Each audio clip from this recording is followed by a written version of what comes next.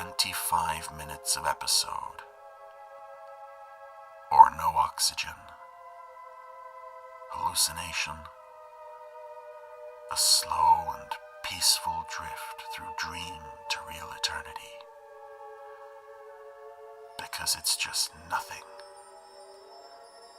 The ultimate negative, poison, pain, and yet more pain. This body of peace perhaps for some future archaeologist to fit into an historical puzzle. Chris Dale from planet Earth, first and last commander of the Randomiser. On the other hand, it is only 25 minutes long, and surely watching it and living would be preferable to throwing myself out into space without an air pack like this. Although admittedly there's not much difference between death and watching this episode. Well, it's here. The big one. The worst one. The single worst Jerry Anderson episode of all time, in my opinion at least, is here, and it's now. Brace yourselves for the Protectors with It Could Be Practically Anywhere on the Island. I am so sorry.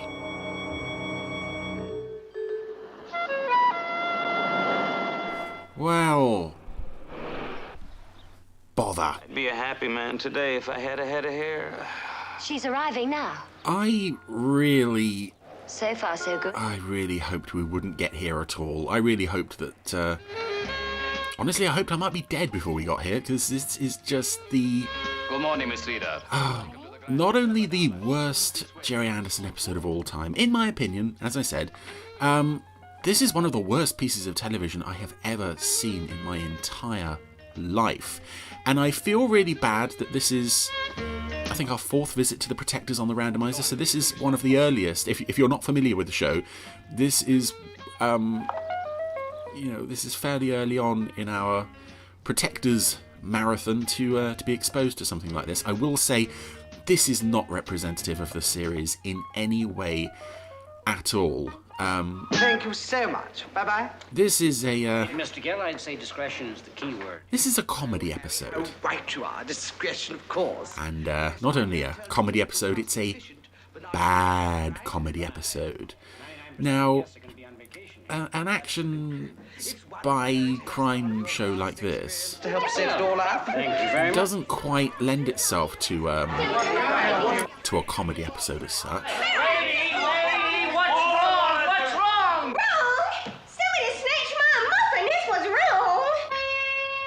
And there we get Robert Vaughn making a comedy turn to the camera in place of the regular shot of Big Ben that usually opens the opening titles. Yeah, Harry is in a hotel in Malta, and this lady has had her muffins snatched. Is it muffin or muffet? I can't remember, and I honestly don't care. Is a little doggy. So it's a little kidnapped doggy, this episode. But yeah, please do not judge the entire series on this episode, because that would be like judging the work of Jerry Anderson solely on this episode. Oh, parade of shame. Tony Barwick? Oh no. Oh, and director Robert Vaughn. Yes, this is the only episode of any Anderson series I believe was directed by a member of the cast. All the way from Little Rock. Arkansas? US of A. Yeah. That's something. Doesn't help me like it anymore. Name's Gal, not Gel. Oh, thank you anyway. Thank you. He's looking at the camera as well, our cuddly waiter friend. Can you just try and tell me exactly what happened? Oh, but the puppy is so sweet. What are you trying to do to me, LaRoche? That's the message, darling. Joe Flynn won't be here for 48 hours. 48 hours? You mean we're stuck with that for 2 days? Oh, don't be beastly. It's only a little puppy. All right, the plan needed a dog and we got it. Now what's happened to Flynn? Unavoidably delayed. Well, you know I'm sick, and Flynn knows I'm sick, and I'm tense. I'm a very tense person. Oh, Shut up, right? So these two agents have kidnapped this adorable little puppy. I'm not sure what breed he is, but he's so small and so white and so cute. I put her on the counter next to me. And when I was done registering, I turned around and she was gone. The basket was gone, the bowl was gone, and the dog was gone. What kind of a dog is it? She's just a little poodle. Little poodle, okay. Tiny one. Tiny. Now, how... And this actress who's lost her dog is Linda Staub, who I'm not sure if this is the first time she met Robert Vaughn or if they were already dating by this point, but they were married the year after this episode was made. Oh, she's just a puppy. Oh, the adorable little puppy with the... You know, as angry as this episode makes me, and this episode does make me so angry, And I'm very serious. that puppy is just... Does my baldness bother you? I mean, it's so wonderful. am I still attractive in spite of it? Anyway, this enemy agent is a hypochondriac obsessed with the fact that he's going bald. I'd be a happy man today if I had a head of hair. Shut up. And, A full head of hair. I will kill you. I probably never would have turned to crime. Cut back to the puppy. Harry, that lady... Yes, this guy is played by Sherwood Price, who had appeared in, I think, 2 previous episodes as an American protector. But he was also Robert Vaughn's, I think, manager slash business partner slash agent or something. So, yeah, he kind of... Hi. Hey, if you come muffin, I think he sort of marched into Jerry Anderson's office at the start of production and said, right, I'm Sherwood Price and this is Robert Vaughn, he's the greatest guy in the world, and but this show is rubbish and it sucks and it's awful. And Jerry said, well, why are you taking it on then? Ah, because, baby, the money's brilliant. I believe at the time he was also dressed as a cowboy. I could be wrong. Maybe he just had a silly hat. I wouldn't put it past him. she wouldn't mind. I'm probably borrowing myself. Because, you know, I still want her back. Okay. So having kidnapped a dog, we have to provide for a dog. But what do dogs like to eat?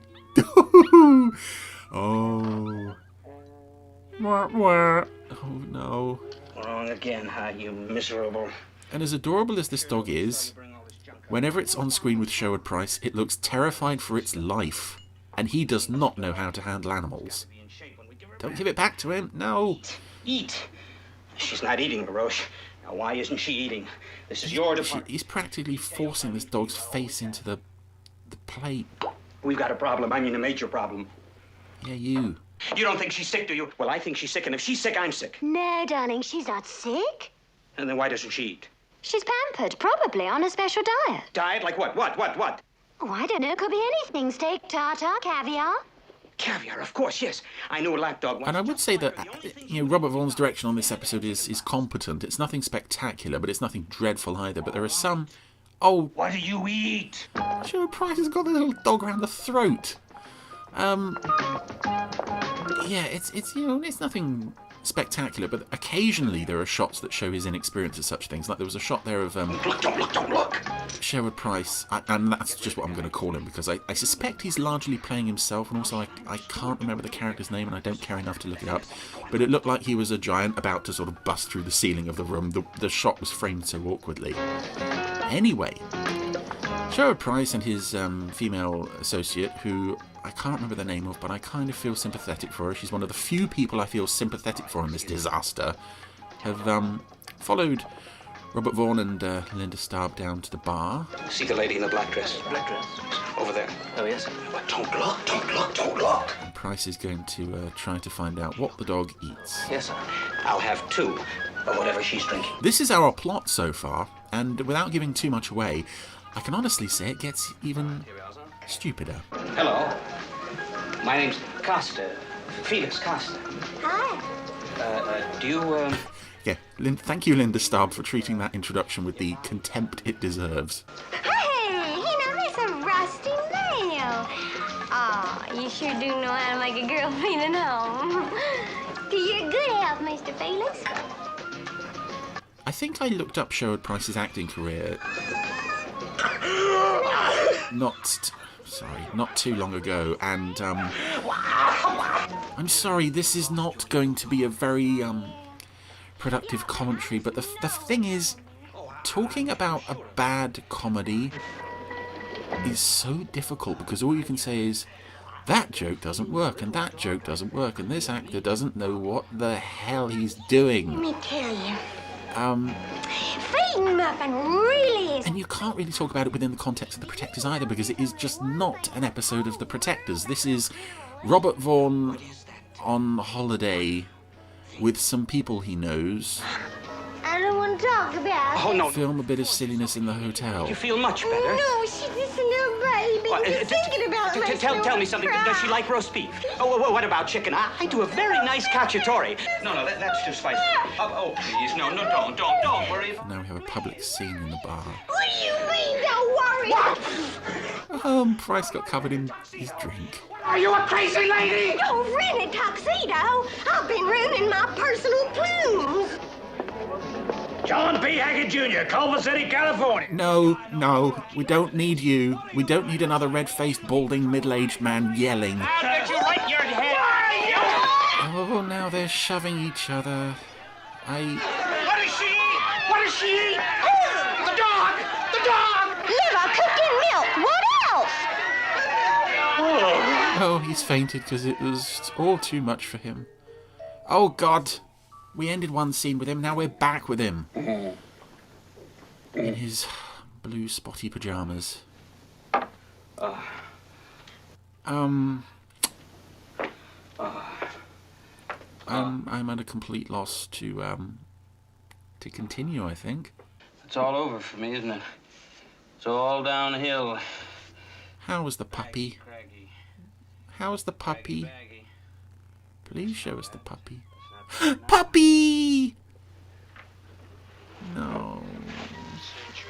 Oh, God, I mean, good. We've got scenes of him trying on wigs. Oh, terrific. That's terrific. I look 20 years younger. Rejuvenated, alive, vital. Why did Robert Vaughn feel it was necessary to put his business partner's midlife crisis on screen? Now leave me alone, will you? Where do I meet Flynn? At the castellated house. Oh, good, we're outside. I think this episode is shot on Malta, and it, I was going to say at least Malta looks quite nice, but it looks like they've gone to the most rubbishy, dull part of Malta imaginable. It's just a bit of coast, with some, rocks and bushes and such. It's quite a breezy day, though. Anyway, Sherwood Price and his female assistant lady have come out into the middle of nowhere to meet their contact, who is none other than... Oh, Flynn, don't do that. My angina. Vernon Dobchev, who lots of us may remember from things like Doctor Who, and I think he was in a Bond film, and he is thankfully treating this story The dog to its owner. with absolute contempt. He knows this thing is so far beneath him, and he's walking around with this air of, Some way it will be found. I can barely suppress my contempt for you all long enough to be here. The dog's owner fly to New York. On Friday. I checked it all out. Meanwhile, Sherwood Price is wearing a yellow jacket with... There is the microfilm. Well, he's wearing a white woolen cap with what looks like... He basically looks like a baby's bottle at this point. Don't. You may well pay with your life. Oh, please. Please. No. Meanwhile, Harry was spying on them because, Sherwood Price, despite being very inconspicuous at the hotel, has clearly aroused his concerns. Hi. Listen, I think I got some good news for you. Oh, the episode's halfway through. Not much longer to go. Vernon Dobchev spying on all this kissy stuff. Oh yeah, if you haven't guessed by this point, Harry is the only one of the Protectors in this episode, which makes it even more atypical. This is not... If you'd gotten a bigger dog. This is not the Protectors. This may as well just be Robert Vaughn. Like I said, Robert Vaughn and his friends messing around in a hotel. Liver cooked in milk. Come on, little fella. Come on, baby. Oh, poor little puppy. Lovely dins. At least this actress is taking good care of him. Her and Vernon Dobchev are the only people I really sympathise with this one. I mean, even Robert Vaughn I do not sympathise with at all, because he directed this thing. Oh, right, so meanwhile, Sherwood Price is trying to attach something to the dog's collar. Microfilm. But he dropped it. And it landed in the dog's bowl while the dog was eating. Oh no.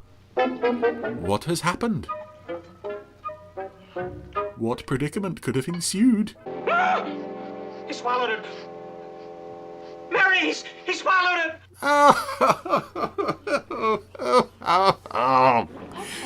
Oh no. Do you remember, like, spy shows? Spiced with a little vodka. Weren't those good? Do you remember when Robert Vaughn used to play this guy who'd, like, run around with a gun and sort out the bad guys? I like that, Robert Vaughn. Oh, you know, everyone's been so nice. They really are concerned about little Muffin. Oh yeah, they just look overcome with concern. They're sat at the bar doing nothing. He was. Yeah. You know him? Mm-hmm. But who is he? Trouble. Hold her still, LaRoche. That's an order. And here we have the most contemptible scene in the entire episode. Will you please stop her looking at me? Because we've got to get the You can't go through with microfilm out of the puppy. The only way to do this is to make like we're going to cut the dog open with a knife. Start packing. So we had two glorious shots there of Sherwood Price holding a knife over a puppy. The comedy music will tell you that this was funny and charming. It was not. I have visions of this poor little dog ending up in therapy. You know, lying on its back on a therapy couch with its little paws up in the air.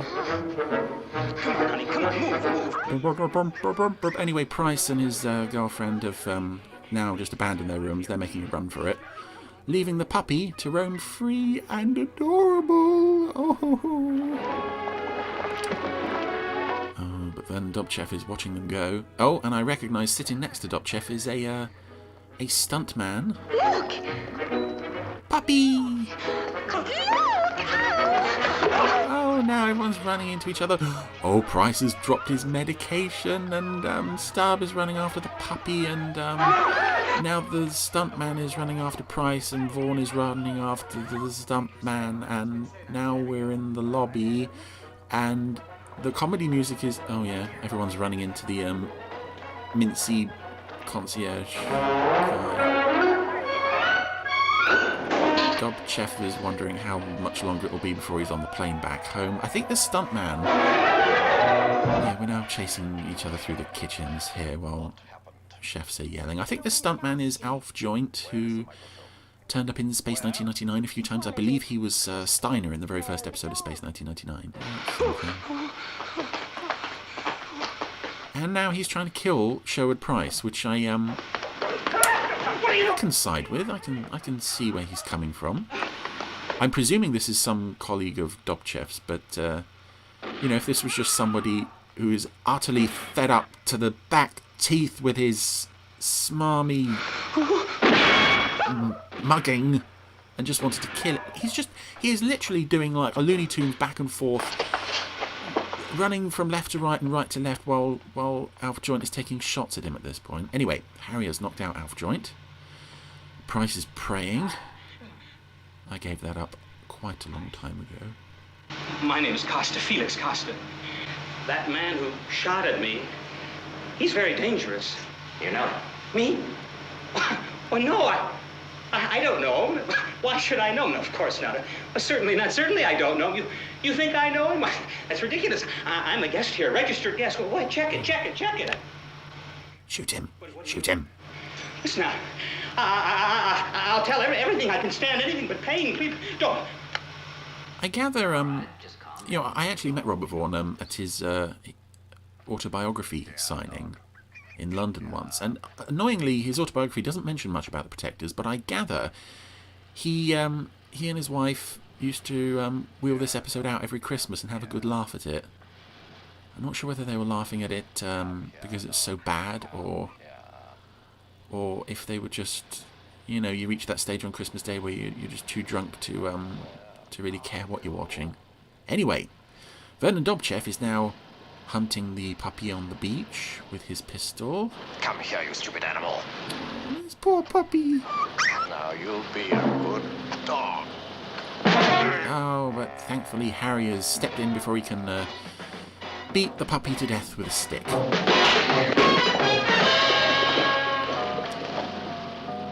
And suddenly the puppy is nowhere to be seen. It's up on a cliff. Somehow it teleported away. To begin a new life somewhere else, somewhere better. Reward to anyone who finds my little muffin $10,000. Oh, here we go. Start looking, babe. Start looking. Yeah, everyone running around yelling. Pandemonium. Price is checking all the ladies' legs, of course, because that's... Jonathan? Well, we run out of comedy, so this is our comedy substitute, which once again involves our balding, middle-aged, red-faced guy yelling. Oh, did I mention they were standing by a pool? And can you guess what's about to happen? Yeah, everyone's throwing him in the pool and falling in the pool, and people are getting out of the pool and being pushed back in. Yeah, red-faced guy's back in the pool. Price is already in there. His assistant is trying to help him out of the pool, but he's going to pull her in. What's going on? Hell. Seem to be having such a good time, I didn't want to tell them. Tell them what? I found her. Yay, puppy. We found the dog. Dog? What dog? Her dog. What do you mean? Forget about a lousy pooch. We're having fun. And now Vaughn is in the pool.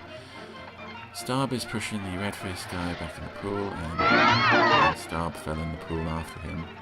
This is highly entertaining stuff, and I don't want to slash my wrist at all. Seen the details for the latest atomic power plant. Joe Flynn. Oh, right, the plot. Okay, yeah, because the puppy swallowed that thing, didn't he? We're going to transport the film to the States using the dog as a canine courier. Hidden in the collar.